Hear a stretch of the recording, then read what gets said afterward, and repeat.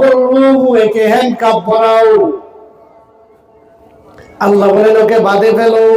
সুম্মাল জাহিমা সাল্লু, ওকে জাহান্নামের মধ্যে নিক্ষেপ করে জেলখানায় ঢুকায়া দাও। আল্লাহ পাক রব্বুল আলামিন যখন এই কথা বলবেন, ওই সময় বেঈমান কাফের আর মুরতাদের আর বেঈমানেরা ওই সময় বলবেন, আল্লাহ আমাদের কাজকে ছেড়ে দাও, দুনিয়াতে আমার যত সম্পদ ছিল সব সম্পদ তোমাকে দিয়ে দিলাম। আল্লাহ বলবেন, আমি ঘুষ খাই না, আমি সুদ খাই না, আমি কখনো ঘুষ খাই না, আমার ফেরেশতারাও ঘুষ খায় না, ওই দরবারে ঘুষ চলে না। কিন্তু দুনিয়ার দরবারে অনেক সময় নিজের দলের নেতা কর্মী যদি গ্রেফতার হয়, ফোন দিয়ে বলে, এটা আমার লোক ছাইরা দে, ঠিক কি হবে? ওইখানে ফোন দেওয়ার কোন সিস্টেম আছে?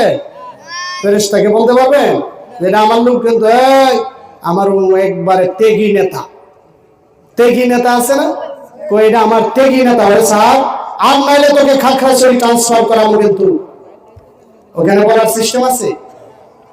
কোন সিস্টেম নয়। কেন থাকে? কেউ কোনো খাওয়া আছে? আল্লাহ তাআলা ওই দিন ঘোষণা দিবেন হাশরের মাঠে, আগেই ভয় পাওয়াই দিবেন। আল্লাহ বলবেন, লিমানিল মুলকুল ইয়াউমি লিল্লাহিল ওয়াহিদিল কাহ্হার।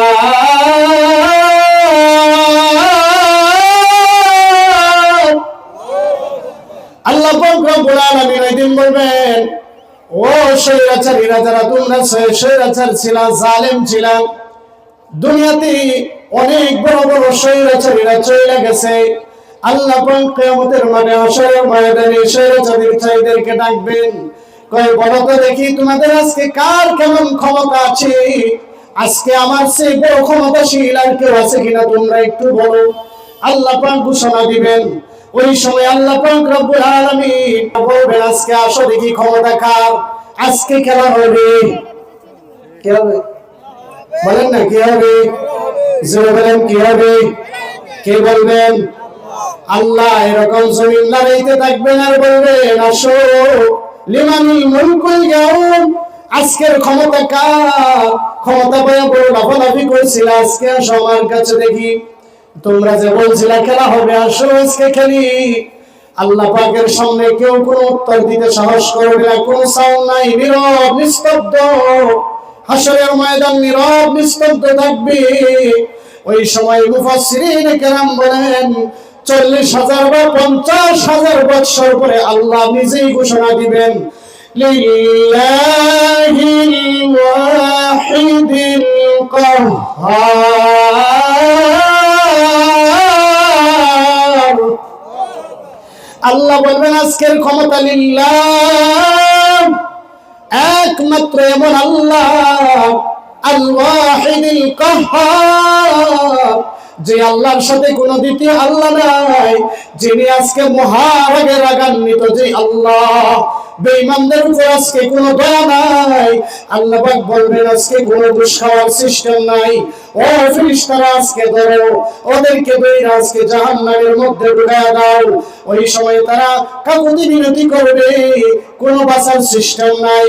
মালিক দরগাকে বলবে, একটু সুপারিশ করো, কোনো সিস্টেম নাই। আল্লাহ পাকের কাছে লাস্টে বলবে, আল্লাহ আমাদেরকে বাঁচাও, জাহান্নামের মধ্যে পুরো আমাদের জীবন শেষ হয়ে গেল। আল্লাহ আল্লাহ, ফেরেশতাদেরকে বললাম, কেউ বাঁচায় না। আমরা যাদের কথা মানতাম না, তারা আমাদেরকে বাঁচায় না। আল্লাহ, আজকে বুঝতে পারছি গো আল্লাহ, তোমার চেয়ে বড় বন্ধু আর কেউ নাই। দয়া করে তুমি আমাদেরকে বাঁচাও। ওই সময় আল্লাহ ঘোষণা দিবেন, ক্বালা ইখসাউ ফিহা ওয়া লা তুকাল্লিমুন।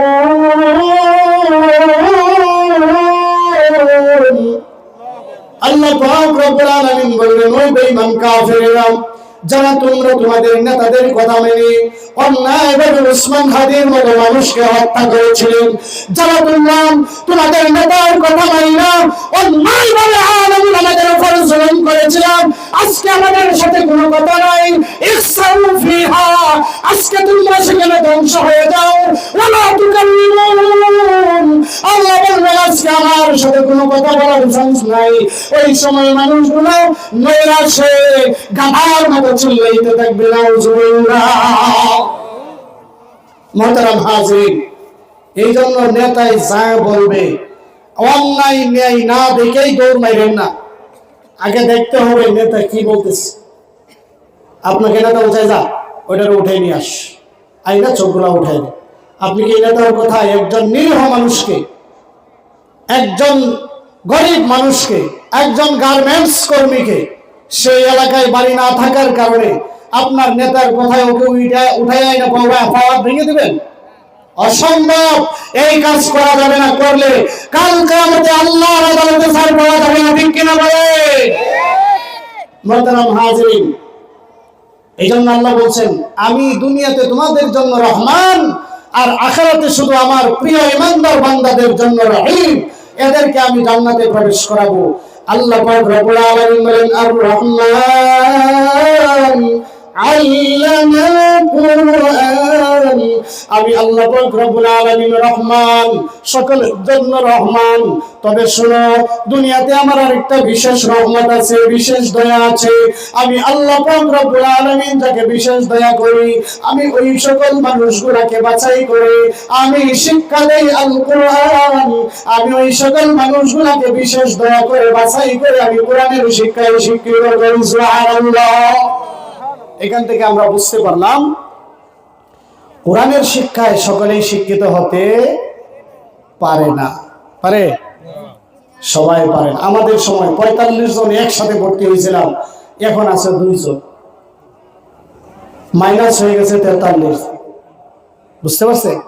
2 জন আছে মাঠে এই কোরআনের বয়ানে, কোরআনের খেদমতে, মসজিদ মাদ্রাসার খেদমতে। বাকি 43 জন কেউ বিদেশ, কেউ কৃষি কাজ করে, কেউ ব্যবসা করে, কেউ আপনার ফার্নিচার মিস্ত্রি, যে আপনার কি বলে চেয়ার টেবিল বানা, আমাদের পরিচিত বন্ধু বান্ধব।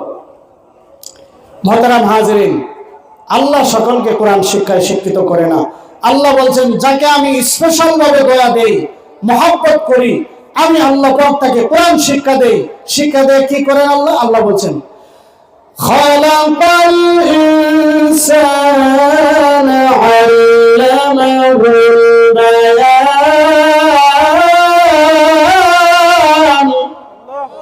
আল্লাহ পাক রব্বুল আলামিন বলেন আমি যাকে দয়া দেই তাকে কোরআন শিক্ষা দেই।